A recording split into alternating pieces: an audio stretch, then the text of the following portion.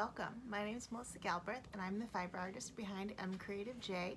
You can find me on Instagram, Facebook, Pinterest, and YouTube at MCreativeJ. And oh, that's my dog right there. And today I'm super excited to share with you my new book, DIY Embroidered Shoes. DIY Embroidered Shoes is my second book and it's published through Fox Chapel Publishing.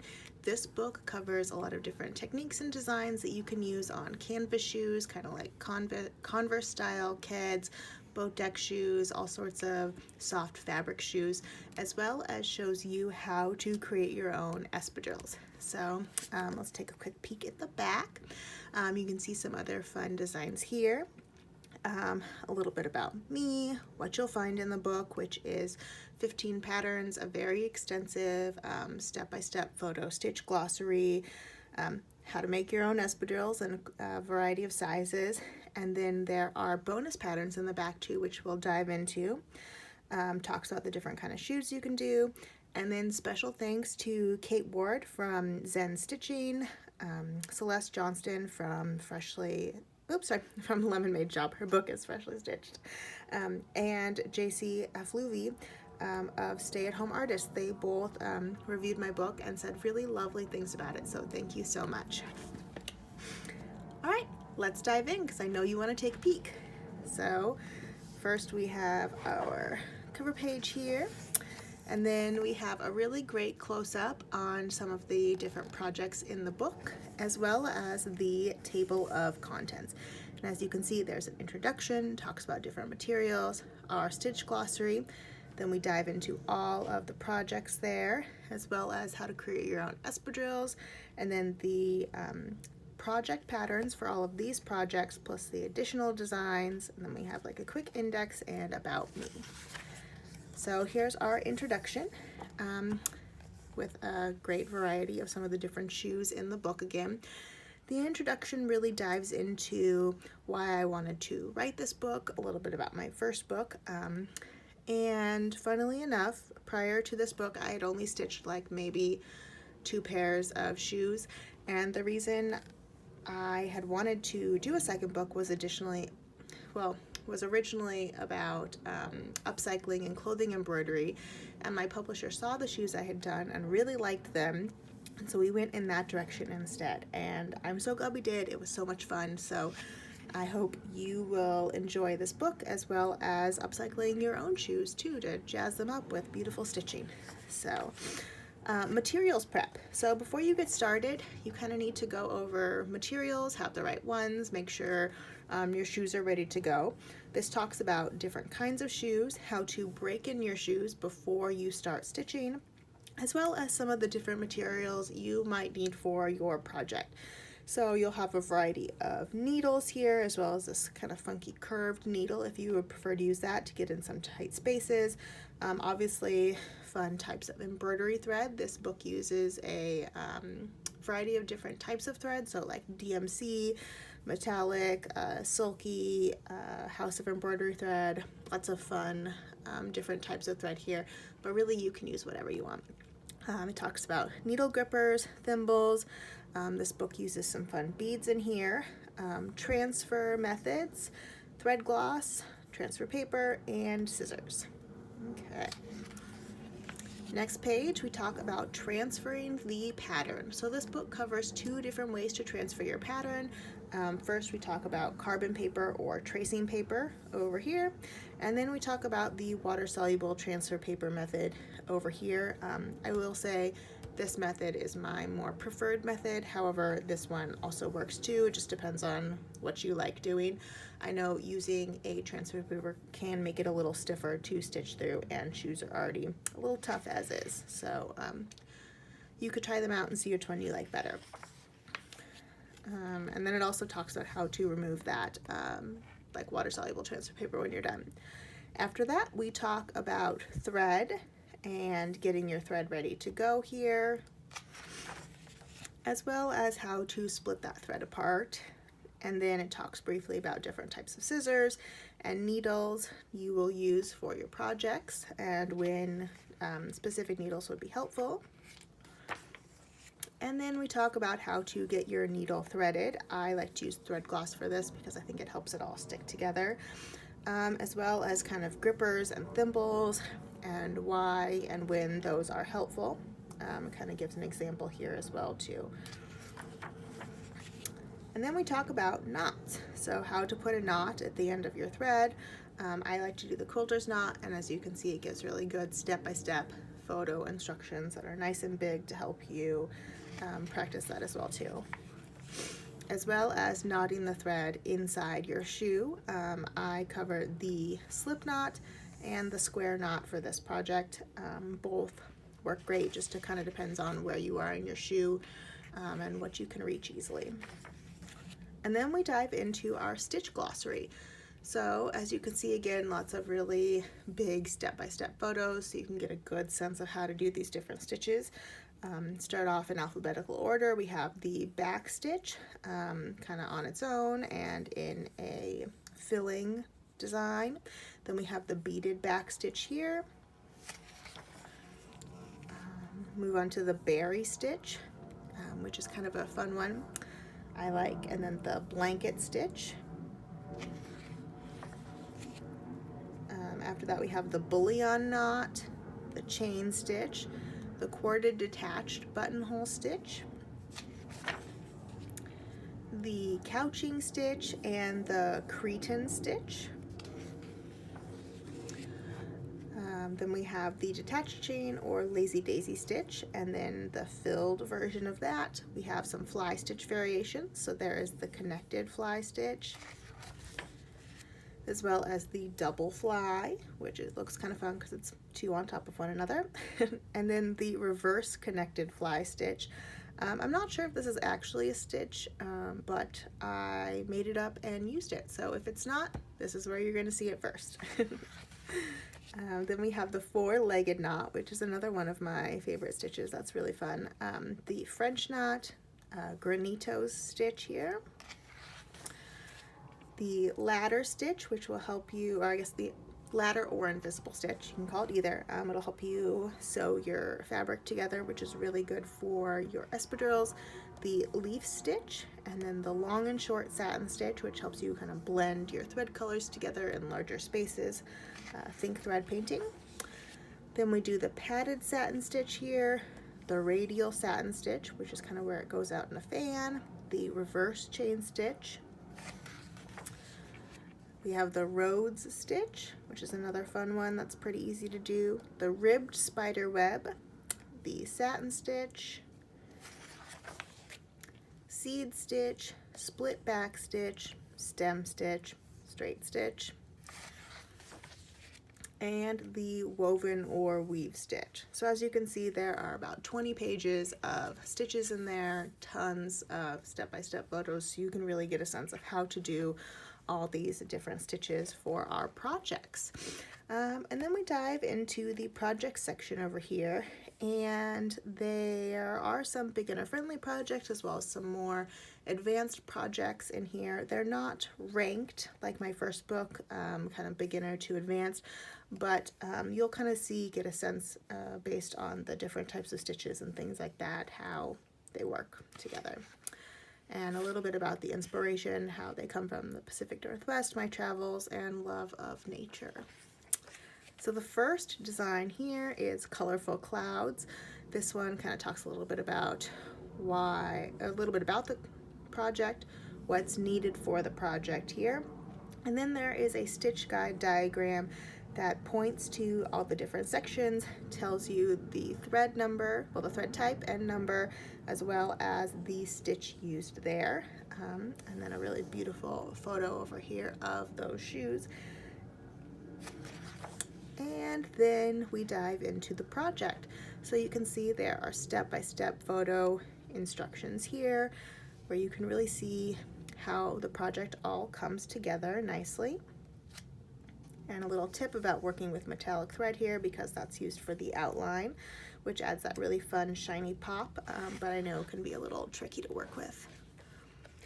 Then we dive into orcas, which there are a few animal projects in this book, kind of new for me because I don't usually do a lot of animals, but Orcas can be seen kind of swimming in the waters around, well, I guess from my house out in the area of the Pacific Northwest. So I thought it would be good to pay homage to them with these patterns. And there's two different patterns here, kind of like a couple of orcas swimming together, a pod, or the single orca. This piece shows just the one right here, but again, what you'll need, and then the color and thread guide for what is included. Another great close-up photo. And then we kind of dive into what goes into this project again. So the different step-by-steps on the filling of your project here, tips for working with kind of like the etoile thread, which is that like slightly sparkly cotton thread from DMC, filling in the waves and then adding the kind of like foam on top of the waves there. And then we move on to Moonlit Forest, which was inspired by Girl Scout camp growing up. This is a pair of high top shoes, which are very fun to stitch on. You have a little more surface area to work with. But again, it'll talk about what's included in or needed for this design, as well as your color and stitch guide. And then we dive into the project. So this has some of these little black trees here that kind of look like outlines. And then we talk about filling in the moon, adding the beads, and then the other shoe has a crescent moon, so they're a unmatched pair, but you could do both of the same design on one if you wanted to. And then this one has fun little stars with the moon, as well as beads around that as well too. And after that, we have another animal project, which has a snake. And to be honest, snakes really freak me out, but I was very inspired to add a snake to this shoe. It just kind of called to me. So we have a snake on here, and again, walks you through what you need for this project, as well as the different types of beads, thread, and stitches you'll use. And then we dive into how this is put together. With this one, I kind of pieced my different patterns here instead of putting like a giant piece on top of the shoe for the transfer paper, which I found was a little easier, but that's just me. And then after that, we kind of walk through the different steps again, filling in our shoe here, creating our snake, adding the beaded portions, those red eyes.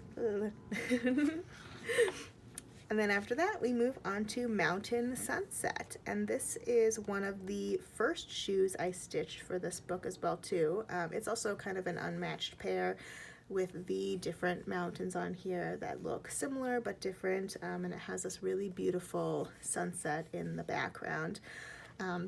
But again, walks you through what you need for this project, our stitch and color guide here. And then we dive into stitching the project. So goes through the different kind of stitches used for our mountains, and I used various stitches so you can create some different textures in there. And then we talk about filling in the sunset back here, and you will be so surprised. It's only 3 colors of thread, but they're variegated thread, so it really gives you that beautiful building of the sunset there. And then after that, we have another animal with spring birds here.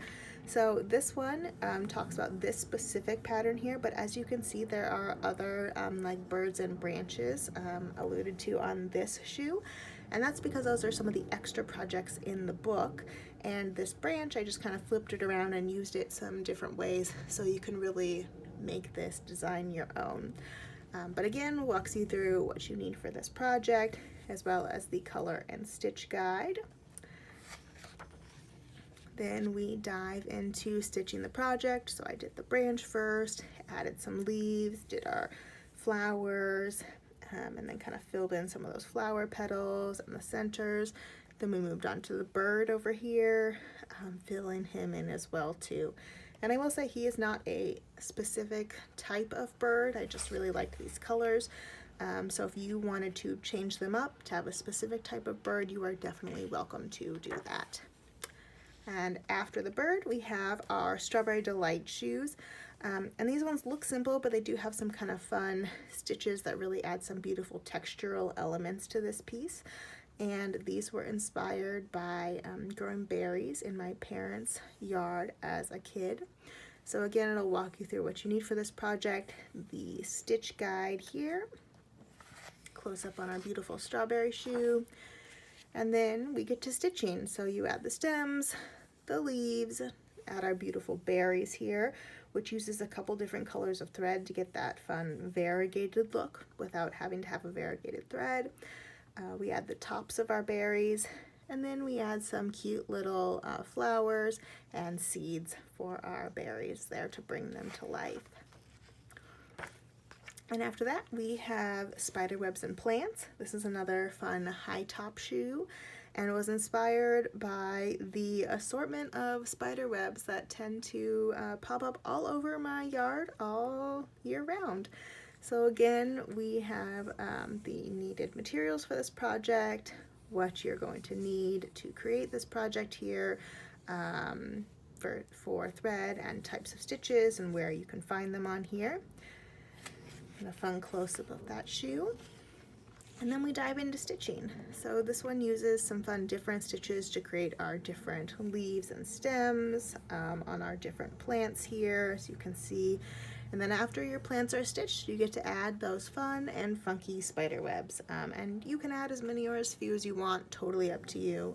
But then a beautiful close-up of that shoe again here. And then we move on to Southwest Dream, which is another high top shoe and kind of harkens back to my first book, which is all about landscapes. And if you know me, you know I love a desert scene. It just is so warm and cozy to me. And this one was inspired by getting to hike the Valley of Fire State Park and Zion National Park earlier this year. So again, walks you through what you need for this project, as well as our stitch and color diagram that tells you the colors and the different types of stitches used for this one here. And again, uses kind of a different variety of stitches to create some fun textures within our landscape elements there. But it'll walk you through how to do all of that here with our different stitches, filling those landscape layers in, and then adding our cute little cacti and plants to our landscape. And after that, we move on to Pond Life, which has a fun little toad and snail there around this cute little pond scene. But it'll walk you through what's needed for this one is actually over on this page because it's a little bigger. And then over here, it'll tell you the different types of thread and stitches used for this project.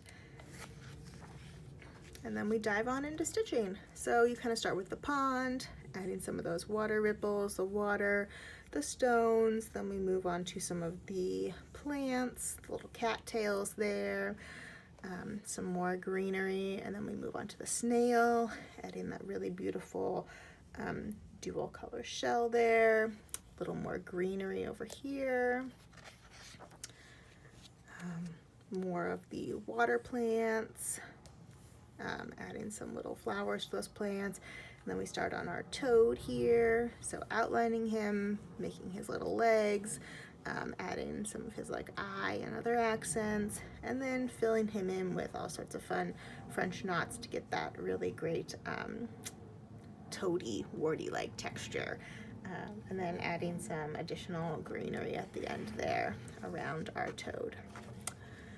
And then we move on to A Garden for the Bees, which is another pair of high top shoes that are mismatched. So you have a bunch of different flowers here and you could play around with these. There's also more flowers in the back of the book if you want to swap some out, add some other ones in, create your own little garden for the bees there too. Again, this one uses kind of a lot of different materials here, so they put that on this right-hand page. And then this page talks about this first shoe here, the different threads and stitches that are used for this one. So we start with that first, diving in to the different stitches here to create these flowers. We use some four-legged knots, some different stems and types of flowers here. some weaving, some playful colors in there with this, and really adding in all those fun flowers for our garden. And after your garden is stitched, you add in those cute tiny itty bitty bees there. And then this is the right shoe. Then we talk about the left shoe over here, and again gives you another diagram here for the threads and where they are used with the stitches on this shoe. Then it walks you through the different flowers and stitches over here, kind of using those in some fun different ways, creating some variegated thread, and filling in those different flowers like so. And then on this one you would also add in the bees after you are done with all of your flowers too. And after the flowers we have woodland mushrooms. This is more of a closed slip-on shoe, which I will say is harder to stitch on. Not impossible, but definitely much harder to reach in there to do that, which I talk about at the beginning of the book during types of shoes. But this one tells you what you'll need for this project, gives you a breakdown of the colors and stitches used for that. And we get a really great close-up on this shoe. And then we dive into stitching. So starting with the top of our mushroom, kind of filling in the underside there, adding our cute little French knots, making some stems, starting in on our red cap mushrooms here. Oh, there we go. Then we have another mushroom that's in between those guys. Then we add in our fern here, some other greenery here, a little grass along the bottom of our mushroom stems, and then a leafy branch there. And then after that leafy branch, we move on to another pair of shoes under the sea. This is another kind of slip-on boat deck style shoe. This one I say is probably one of the hardest projects in the book, because it uses some stump work with the octopus head here to add some more sculptural elements with it, along with some of the seashells and stitches on top of other stitches. But this one walks you through what you need for this project, as well as a breakdown of the different types of threads and stitches and where they're used in there. And then we dive into left shoe first, talking about that octopus and creating the stump work base for that, stitching over it, adding our octopus legs and some decorative stitches on top of the octopus. And then we move on to our seashells here. There's a couple different seashells in there, and beautiful coral, starfish, another spiral shell there. Adding some details to our spiral shell, like concha shell here, and then our seaweed on top of all of that down there, and then adding some beads for our octopus eyes. Then we move on to the right shoe, which is kind of just a variation on the left shoe. It has some more coral, but this one has some little fishes swimming around on there. And this one is, I just love that you use kind of some variegated threads in here to get some of these really beautiful details within this project. But again, you can use whatever thread colors you want if you want to swap them out and change things. Then we move on to two of the espadrille patterns. So this one is ladybugs and ferns, which is this really simple but playful fern and kind of like little different ladybugs on here. Tells you the different stitches and thread colors used here for those. And this pattern, I really liked it because it just gives you like one fern and the two different types of ladybugs here, but you can kind of place them in any direction and pattern you would like with this project. And again, it'll kind of tell you exactly what you need, how to get going with this, and stitching those different ferns and little bugs there. And then after that, we move on to the tropical plants, espadrilles. These ones have a back to the shoe. The other ones you can do that for as well. I just wanted to do 2 different variations so you could see that those are possibilities. But again, tells you exactly what you need for this project, and the like fabric I use and everything like that.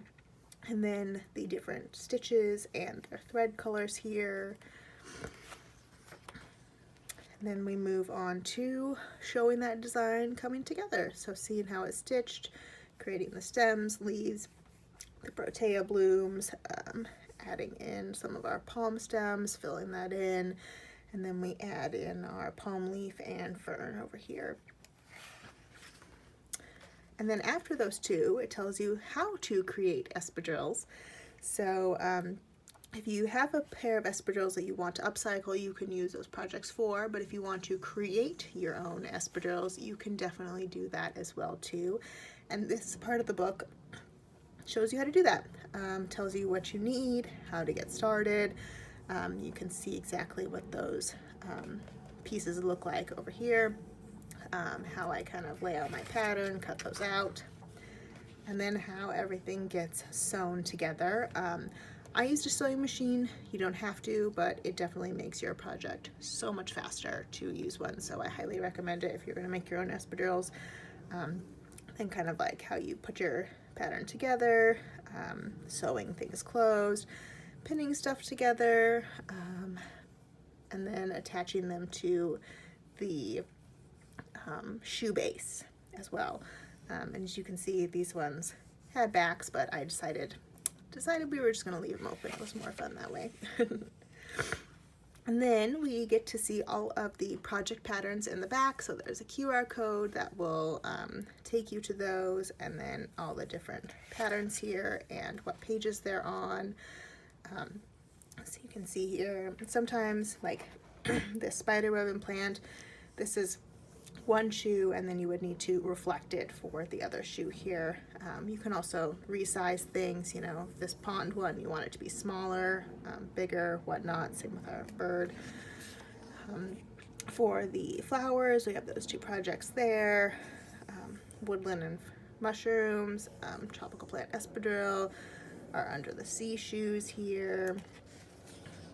And then our espadrille patterns on the back here, which you'll want to resize as well too. It talks about the different sizes that are available for those. And then we have some additional patterns in the back of the book, and this is kind of like a wide variety of patterns that you could use to customize your own shoes. I started this off with letters and numbers, so you could spell something special like a name, an anniversary, a date, whatever you really want on there. And then we have birds, so if you want to add additional birds to the bird patterns that we have in there, and it talks you through the different thread colors and stitches used for those as well. We have some fun bugs here, so if you want to add more things to your garden or just do a cool collection of bugs, there is a beetle, bumblebee, a butterfly, and we have a caterpillar, dragonfly, ladybug, and worm. Will admit I kind of like the worm the best. He was just a fun little guide stitch. Some more flowers over here. So there's an iris, marigold, pansy, and more protea that you can kind of mix and match, as well as some additional fruits to go with the strawberry pattern. So there's apples, blackberries, and blueberries here, and more moths that look a little like butterflies too if you wanted. So I just did them by color here. There's not a specific name for any one of them, but you can do them in any color you want, again, if you feel like it. And then we have some planets and space, which would make a really cute set, as well as stars. And this one uses a few beads in there if you wanted to play around with that. We have the Milky Way and a galaxy over here. Then we have some more plants. So there's a branch with acorns, eucalyptus, Venus flytrap, palm tree, olive branch. We have some vegetables back here as well too. So corn, carrots, radish, oh sorry, beet, not radish, chili pepper, and then a green pepper, tomatoes, eggplant, little baby mushroom, artichoke, and a pumpkin. And then after all of those patterns, we get into the index here, so you can kind of look up different stitches, patterns, projects, all that good stuff. And then a little bit about me on the back there as well too. So that is the DIY Embroidered Shoes book. Thank you so much for taking a look with me. And if you want to get a copy, you can find it at MCreativeJ.com as well as on Amazon. You could check your local bookstore. If they don't have it, they usually like to order it for you as well as your local library.